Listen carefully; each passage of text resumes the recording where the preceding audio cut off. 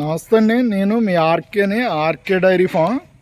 మీరు చూస్తున్నదే ఇది ఒరిజినల్ బన్నీ అండి. ఇది బన్నీ అంటే ఎలా ఉంటుంది ఏంటి అని అడుగుతున్నారు కదా. బన్నీ అంటే ఈ టైప్లో ఉంటుందండి. బన్నీ కింద అట్టర్ క్వాలిటీ కూడా బాగుంటుందండి.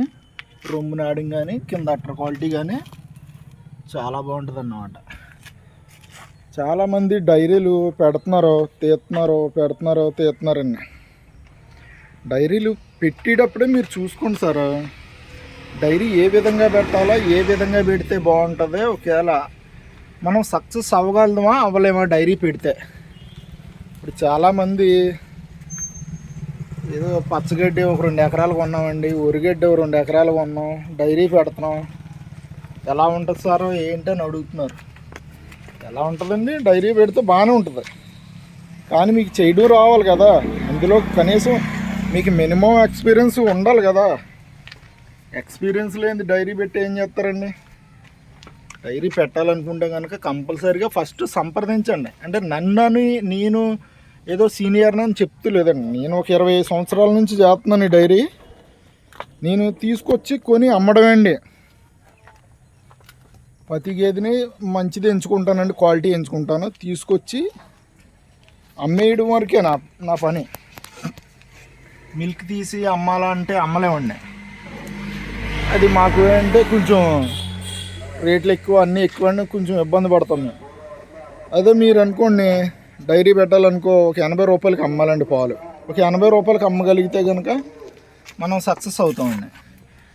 చాలామంది అవగాహన లేక డైరీలు పెట్టి పాపం తీసేయడం జరుగుతుందండి. అవగాహనతోనే అది ఎన్ని పాలు ఇస్తుంది ఏంటి, అది అసలు దాని పరిస్థితి ఏంటి, ఒకవేళ మనం అంతా డైరీ పెడితే సక్సెస్ అవుతాం. ఫస్ట్ డైరీ కట్టేటప్పుడే ఫ్యాన్లో, షెడ్డు, ఉరిగడ్డి, పచ్చగడ్డి ఇవన్నీ సెట్ చేసుకోవాలండి. ఫస్ట్ ఇవన్నీ సెట్ చేసుకోకుండా మీరు డైరీ పెడదామంటే అవ్వదు కదండి.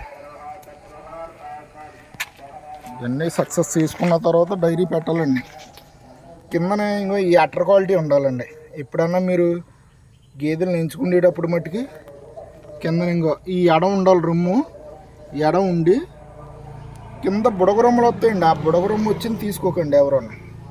అంటే ఆ బుడగరొమ్ము వచ్చింది గట్టిగా పడతాయి, తర్వాత పాలు తక్కువ వస్తాయి, దార సన్నగా వస్తుందండి. పాలు చెక్ చేసేటప్పుడు మట్టుకి దార సన్నగా వచ్చి దార తీసుకోవద్దు. ఎందుకు తీసుకోవద్దు అంటే సన్నగా వచ్చి దారిలోనే మనకి ఎక్కువ పాలు ఉత్పత్తి ఉండవండి. ఎక్కువ పాలు ఉత్పత్తి కావాలంటే మనకి లావుగా పడాలి దార.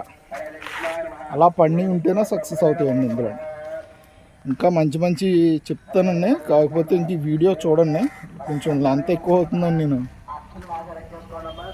కట్ చేయడం జరుగుతుంది. మన అడ్రస్ వచ్చి రాజమండ్రి నుంచి జగ్గంపేట అండి, మర్రిపాక గ్రామం మంది. Okay sir.